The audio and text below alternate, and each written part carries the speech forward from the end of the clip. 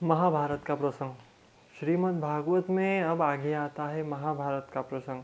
जो महाभारत के प्रसंग में एक बात बड़ी गजब की है। महाभारत क्या है बोले, सत्य में वो जयते। जो व्यक्ति सत्य के मार्ग पर है निश्चित उसकी विजय होंगी। तुम्हारे विरोध में भले ही पूरी दुनिया खड़ी हो, लेकिन तुम में यदि परमात्मा के प्रति आस्था है, परमात्मा के प्रति समर्पण है, परमात्मा के प्रति भक्ति है, तो निश्चित श्री कृष्ण तुम्हारे संग खड़ा है। वो तुम्हारे साथ है निश्चित तौर पर। वो तुम्हें डूबने नहीं देगा, तारेगा निश्चित। पूरा विश्व तुम्हारे विरोध में क्यों ना हो। कहाँ पर 11 अक्षौणी सेना और कहाँ पर 7 अक्षौणियों सेना, लेकिन श्री कृष्ण ने अपना काम अवश्य ही किया, क्योंकि उसके सहारे चल रहा है। तो यहाँ से एक बात सीखना कि निश्चित उसके सहारे यदि कोई चल रहा है, उसके सहारे बढ़ रहा है, तो उसके साथ है, उसका साथ अवश्य ही देता है, उसके साथ अवश्य ही रहता है। बाय हुक बाय क्रुक वो अपने भक्त का साथ नहीं छोड़ता और अपने भक्तों के अधिकार के लिए लड़ता भी है। इसलिए कहता हूँ, भगवत भक्तों का कभी अपराध मत किया करो, हमेशा उनका सम्मान किया करो, उनका आदर किया करो, तो आप बचोगे, अन्यथा नहीं बचोगे। ये बात याद रखना। महाभारत के प्रसंग में तो कई घटनाएं हैं। एक समय की बात है, महाभारत का पूरा युद्ध समाप्त हो चुका था, लेकिन अश्वत्थामा जो कि अमर था, नहीं मरा, वो छुपते छुपाते लाशों के ढेरों को ढूंढते हुए दुर्योधन के पास पहुंचा। दुर्योधन की लाश ढूंढी, दुर्योधन जीवित था, दुर्योधन मरा नहीं था। दुर्योधन नहीं मरा था इसकी एक वजह है, लेकिन ये बात ध्यान से सुनना कि दुर्योधन को निश्चित तौर पर मृत्यु तो प्राप्त होनी थी, लेकिन उसका एक रीज़न था कि वो जिंदा था। भीम के जंगा तोड़ने पर भी दुर्योधन नहीं मरा था। उसका कारण है कि एक बार की बात है, दुर्योधन के यहाँ दुर्वासा मुनि अपने 1000 शिष्य के साथ आए और 1000 शिष्यों के साथ दुर्वासा जी दुर्योधन के आए। तो दुर्योधन ने बड़ा स्वागत सत्कार किया। उस समय पांडव वन में थे, लेकिन वहाँ स्वागत सत्कार में दुर्योधन बोला कि दुर्वासा जी, आप मेरे पर एक कृपा करना चाहोगे तो मेरे जो भाई है वो वन में रहते हैं पांडव, और वो कभी साधु सेवा नहीं कर पाते, तो कृपा करके आप मेरे यहाँ से उनके यहाँ भी पधारिएगा, क्योंकि उनसे भी साधु सेवा हो जाए, उनसे भी भगवत सेवा हो जाए, तो निश्चित ही अच्छा फल प्राप्त होगा उनको। तब भगवत सेवा के चक्कर में, हाँ सच कहा, दुर्वासा जी बोले मैं उनके यहाँ अवश्य जाऊंगा। और दुर्वासा जी अपने 1000 शिष्यों के साथ पांडव के कुटिया में गए। अब पांडव की कुटिया में एक राज था कि द्रौपदी जब तक खाना नहीं खाएंगी तब तक के कोई भी आ जाए, हजारों आ जाए, करोड़ों आ जाए, उनका भोजन पूरा होगा। लेकिन द्रौपदी बेचारी, देखो उसका अतिथि सेवा सत्कार, हर सनातनी को अतिथि सेवा सत्कार करना ही चाहिए, उनको भगवत भक्तों का आदर सत्कार करना ही चाहिए। ये गृहस्थ धर्म की मर्यादा है। द्रौपदी 4-5 बजे खाना खाती होंगी लगभग, क्योंकि कोई आ ना जाए इस चक्कर में वो बेचारी भूखी रहती थी। तो निश्चित तौर पर दुर्वासा जी आए, लेकिन द्रौपदी ने उस समय खाना खा चुकी थी और कुछ नहीं बचा था, एक अन्न का कण भी नहीं। धर्माज युधिष्ठिर का धर्म है कि वो साधुओं की सेवा करे। आया, स्वागत सत्कार किया। तब उन्होंने कहा कि युधिष्ठिर, हम तुम्हारे यहाँ ही आज भोजन करेंगे, हम पहले स्नान करके आते, संध्या कर आते, उसके बाद तुम्हारे यहाँ भोजन करेंगे निश्चित तौर पर। तो ऐसा कहा और 1000 शिष्यों के साथ स्नान करने चले गए। लेकिन वहाँ पर अब द्रौपदी को चिंता हुई। द्रौपदी बोले, कहाँ से लाऊं, किस भी करके यहाँ पर नहीं हो सकता। अब तो पक्का दुर्वासा जी हमें श्राप देंगे और निश्चित समाप्त कर देंगे, क्योंकि दुर्वासा जी हमारे द्वार आए और हम उनका आदर सत्कार भोजन न कर पाए, तो बड़ी लालच है हमारे ऊपर। सब सोचने लगे कोई उपाय नहीं था, बन भी नहीं सकता था इतना भोजन, तो क्या करे। वासुदेव की याद की द्रौपदी ने, और वासुदेव जी वहाँ आ गए। ये वासुदेव कहीं भी आता है, वासुदेव श्री कृष्ण कहीं भी आता है। वासुदेव आते ही बोले, मुझे भूख लगी है। बोले, द्रौपदी बहन आज कुछ खिलाओ। द्रौपदी बोली, क्या भाग है मेरे कि स्वयं द्वारकाधीश मेरे यहाँ खाना खाने आए, लेकिन मेरा यहाँ पर खाने के लिए कुछ नहीं। दुर्वासा जी उधर से आ रहे, सब आज ही आ रहे। बोले, कुछ तो होगा देख। तब एक मटकिया ठाकुर जी ने स्वयं टटोली, तो उसमें एक चावल का दाना था। ठाकुर जी ने उसे निकाला और स्वयं पान कर गया। उसे पान करते ही पूरा विश्व तृप्त हो गया। संध्या करते करते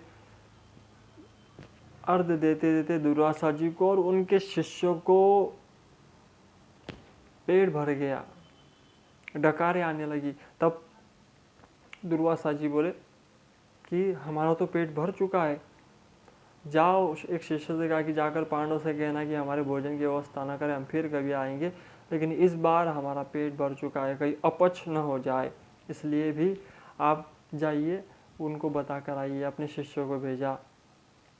तब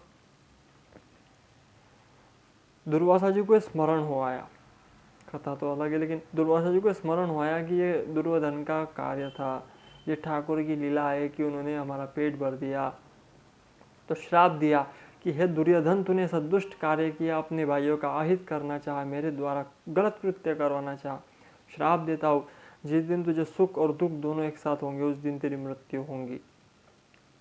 तो यही लाशों को चीरता हुआ, ढूंढता हुआ अपने प्रिय राजा का कार्य करने के लिए अश्वत्थामा आया।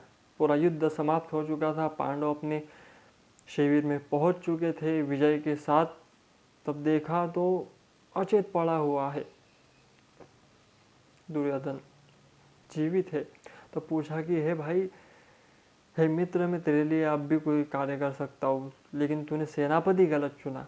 देखो पद की कितनी लालसा है। बोले तू मुझे अपना सेनापति घोषित कर, अभी मैं पांडवों का सिर तेरे लिए लाऊंगा। तो सेनापति घोषित कर तो सही। दुर्योधन बोला अब इसे किसके ऊपर राज करना, ये सेनापति होना चाह रहा है। बोले ले, अपने ही रक्त से तिलक कर दिया। बोले जा, पांडवों का वध कर करा। तब गया अश्वत्थामा। अब उस दिन भगवान ने क्या किया, भगवान बोले चलो लेट्स सेलिब्रेट, हम स्नान करने जाते हैं सब के सब, यहाँ पर रहने दो बच्चों को, हम जाएंगे सब, पांडव और द्रौपदी। भगवान लेके गए, लेकिन गलती से उस दिन जो पांडव के 5 पुत्र थे वो सब सोए हुए थे पांडवों के शिविर में। अश्वत्थामा रात्रि का अंधेरा था, सबके छुपते छुपाते हुए आया और सभी के सर धड़ एक ही वार में अलग कर दिए और भीम के पुत्र का सिर लेकर गया। उसे लगा भीम का सिर है, बड़ा बड़ा लेकर गया और दुर्योधन के पास लेकर कहा देख, पूरी सेना जो नहीं कर पाई मैंने एक रात्रि में कर दिया। वहाँ पर वो सिर रखकर बोला कि देख, मैंने भीम का सिर लेके आया, मुझे पता था तुम विश्वास नहीं करोगे। देखा, दुर्योधन ने उस सिर को जैसे ही दबाया सिर फूट गया, वो मस्तक फूट गई, खोपड़ी फूट गई। तो दुर्योधन बोला तूने पांडवों को नहीं मारा तो हे राम तूने मारा किसको? तूने कहीं पांडवों के बच्चों को तो नहीं मार दिया? दुर्योधन छाती पीटने लगा। पहले तो उसे खुशी हुई कि पांडव मर गए, लेकिन फिर छाती पीटने लगा, कहने लगा तूने हमारे, देखो पिछले कई युगों से श्राद्ध की परंपरा है, वह दुर्योधन इस बात का शोक कर रहा है कि हमें अब जल कौन देगा? तूने पांडवों का वंश समाप्त कर दिया, मतलब हमारा वंश समाप्त कर दिया। माना कि हम पापी थे, लेकिन उनके बच्चे हमारे नाम से तर्पण श्राद्ध दान करते थे, लेकिन तूने उन्हीं को समाप्त कर दिया।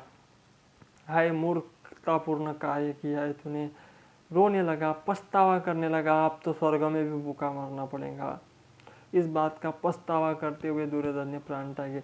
सुख और दुख दोनों एक साथ हुए। दुर्वासा जी का शाप ठीक करा, तब दुर्योधन की मृत्यु हुई। उससे पहले दुर्योधन नहीं मरा था। तो ये पांडव भगवान पर विश्वास करने वाले हैं, निश्चित भगवान की भक्ति करने वाले हैं। इनके साथ भगवान स्वयं रहे, क्योंकि इन्होंने भगवान को ही हर बार चुना। आप भी, दुनिया रूपी मुसीबत आपको सता रही है, दुनिया रूपी महाभारत आपको लगता है कि आप हारने वाले हो, तो निश्चित आप भगवान पर विश्वास जताओ। अब जब द्रौपदी और सब भगवान आए, देखा पांडवों के बालकों की हत्या की है, द्रौपदी रोने लगी। द्रौपदी ने कहा मेरे बालकों का जो वध करने वाला है उसे निश्चित सजा दी जाए। अर्जुन ने सांत्वना देते हुए कहा ये कल्याणी में तुम्हारे आंसू तब पोंछूंगा जब तुम्हारे बालकों के हत्यारों को तुम्हारे सामने न ले आओ। कवच धारण किया, भगवान को सारथी बनाकर फिर उस रण में निकले। देखा अश्वत्थामा जा रहा है। अश्वत्थामा ने आते हुए रथ को देखकर ब्रह्मास्त्र का संधान किया। ब्रह्मास्त्र का संधान होते ही अर्जुन चौंक गया। अर्जुन बोले क्या है प्रभु? भगवान बोले ब्रह्मास्त्र का संधान किया है। तो इससे बचूं कैसे? तो भगवान ने कहा इसकी अग्नि को तुम शांत करो, बाकी सब मैं देख लूंगा। उसकी अग्नि शांत की। भगवान की स्तुति भी अर्जुन ने की। कृष्ण कृष्ण महाभाव भक्त नाम भयंकर अपागी वर्ग। तो भगवान की स्तुति की। कृष्णाय वासुदेवाय देवकी नंदनाय च नंद गोप कुमाराय गोविंदाय नमो नमः। भगवान की अनेकों प्रकार से कहा कि आप ही अच्युत हमारे प्राणों की रक्षा करने वाले, हमारे साथ देने वाले हो, क्या करूं? तब भगवान ने उसकी शांति कर दी। स्वयं पर उस शस्त्र ले लिया, ब्रह्मास्त्र को ले लिया, क्योंकि ब्रह्मास्त्र का तोड़ ब्रह्म ही हो सकता है, वो साक्षात ब्रह्म है। तो उसने वो स्वयं शरीर पर धारण कर लिया भगवान ने। और अर्जुन ने देखा अश्वत्थामा को पकड़ लिया गया। अश्वत्थामा को पकड़कर शिविर में लाया गया। शिविर में पकड़कर अश्वत्थामा को देखकर द्रौपदी बोली मुच्युताम मुच्युताम ब्राह्मणों नितराम गुरु। ये ब्राह्मण है, इसका वध नहीं किया जा सकता। जो दुख में झेल रही हूँ, मैं नहीं चाहती मेरी गुरु माता झेले, इसे मत मारो, इसे मत मारो, ये ब्राह्मण है। भगवान ने यहाँ एक बात कही। भगवान ने कहा बालकों की हत्या करने वाला, गांव में आग लगाने वाला आतताई को नहीं छोड़ना चाहिए और ब्राह्मण का वध नहीं करना चाहिए। मैंने दोनों ही बातें शास्त्रों में कही है, तो दोनों में से एक कार्य आप करो, दोनों ठीक होने चाहिए। तब अर्जुन ने मणि उतार ली, सिर के केश उतार लिए और वहाँ से शिविर से धक्का मारकर निकाल दिया। ब्राह्मणों का ये वध है, स्थान से बाहर निकाल देना, सिर मुड़ देना, अपमान कर देना। तो यह शारीरिक तौर पर कोई दंड नहीं ब्राह्मण को, लेकिन ऐसा दंड है, तो निकाल दिया गया। अश्वत्थामा ने फिर ब्रह्मास्त्र उत्तरा के गर्भ पर चला दिया। उत्तरा भगवान रहे कुछ दिन, लेकिन वहाँ भगवान जब जाने लगे तब उत्तरा दौड़ी दौड़ी आई। उत्तरा कहने लगी पाहि पाहि महायोगी देव देव जगत पति, मेरी रक्षा करो, मेरी रक्षा करो, क्योंकि यह सब यत्र मृत्यु परस्परम, यह सब एक दूसरे के मृत्यु के कारण बनते जा रहे हैं, इसलिए आप ही मेरी रक्षा करो हे माधव हे गोविंद। भगवान ने देखा कि उत्तरा के गर्भ में जो बालक है उसकी रक्षा करनी चाहिए, तो भगवान अब तक न देवकी के गर्भ में गए, न ही यशोदा जी माता के गर्भ में गए, न किसी अन्य रूपों में किसी गर्भ में गए, लेकिन भगवान उत्तरा के गर्भ में चले गए। ये उत्तरा धन्य है जिसके गर्भ में साक्षात भगवान और भगवान का भक्त दोनों निवास करते हैं। ये उत्तरा धन्य है। तब भगवान उत्तरा के गर्भ में जाकर उत्तरा परीक्षित की रक्षा की। परीक्षित का जन्म हुआ। परीक्षण करने के कारण ब्राह्मणों ने परीक्षित नाम रखा। भगवान श्री कृष्ण जाने की बात करने लगे, तब भगवान से कुंती ने कहा कि आप क्यों जा रहे हो प्रभु, आप क्यों जा रहे हो? सुख आते ही आप जा रहे हो, दुख थे तब तक तुम मेरे साथ थे गोविंद, तो सुख आते ही क्यों जाने लगे? इसलिए विविध संतुन शश्वत तत्र तत्र जगत गुरु भवतो दर्शनम यस्यात् पुनर्भव दर्शनम। क्योंकि सुख में सब याद करते नहीं करते, दुख में सब करते, तो सुख आते ही जा रहा है, मत जाना। हाथ पकड़कर गोविंद को रोक लिया कुछ दिन और। उसके बाद भगवान गए ही, भगवान गए, अर्जुन भगवान के साथ गया था। कुछ समय बाद जब पांडवों को पता लगा कि भगवान श्री कृष्ण ने ये धाम छोड़ दिया है, पुनः आए, कुंती को ये बात पता चले तो कुंती ने अपने प्राण भगवान को समर्पित कर दिए तत्क्षण। राजा दशरथ और कुंती ऐसे हुए इतिहास में जो भगवान के ये खबर सुनने के बाद कि भगवान इस धाम में नहीं रुके, तो तत्काल अपने को समर्पित कर दिया। ऐसी भावना।